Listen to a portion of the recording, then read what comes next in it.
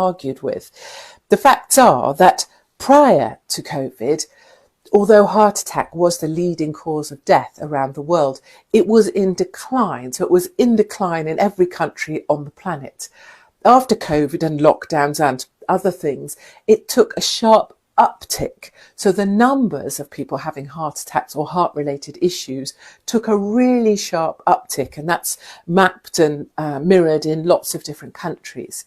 And one of the really unusual things in the data, that is not a commentary on the data, that is just the data, is that the increase is at its most significant in the ages 25 to 44.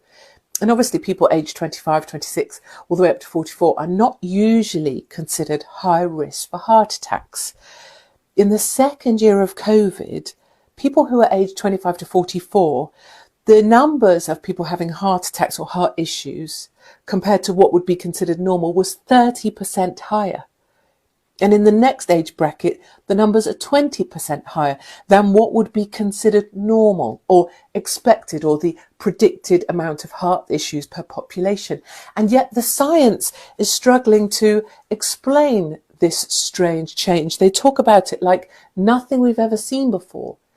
And of course they try to fill in that void, and there's some things that make sense, like ambulances not turning up on time, or people not getting regular checkups, so maybe things weren't spotted, things we can all understand as being normal. But none of those things explain this dramatic 30% uplift in heart issues from people who are just 25 up to the ages of 44. And as much as the science isn't explaining it or isn't willing to, things are happening around us that are making people, even surely people who have their head in the sand, see that there's something of an issue. And with no commentary again, I just wanted to raise some facts.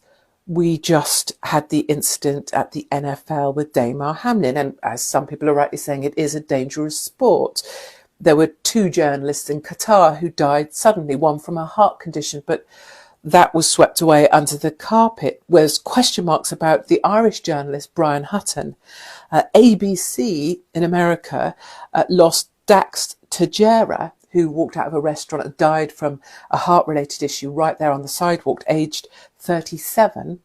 And also another of the team at ABC, a 28-year-old, Erica Gonzalez, died overnight. All of them, without fail, this happened to. And yet in every case, nothing much is being said. And the bigger point isn't just that news anchors and producers seem to be passing away suddenly for no reason. It's that if that's what's happening in people who are in the public eye, who are front of camera, who are front facing, what are the numbers going on with people and amongst their colleagues at work? And why is no one speaking of that? In Stuttgart, in Germany, in government public offices, they just lost 8 people aged 30 to 40. 8 people in one public sector organisation.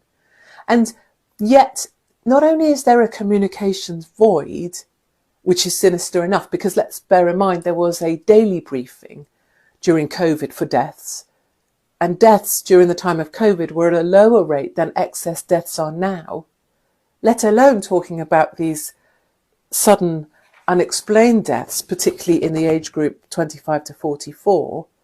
But I would argue something much more sinister is happening, which is that we're almost being told or communicated with that this perhaps would be normal. I talk of the British Heart Foundation advert where a 12-year-old, I believe, has a heart attack or some heart issue on the football pitch in front of her mum.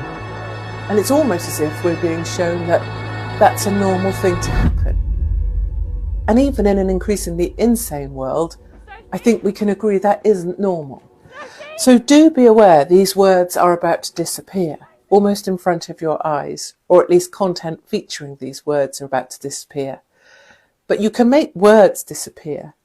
But when it comes to 25 to 44-year-olds who this is happening to, it's not quite as easy to cover that story up. And my message goes out to the British Heart Foundation, which I'm going to do on a regular basis, to ask, where are you on all of this?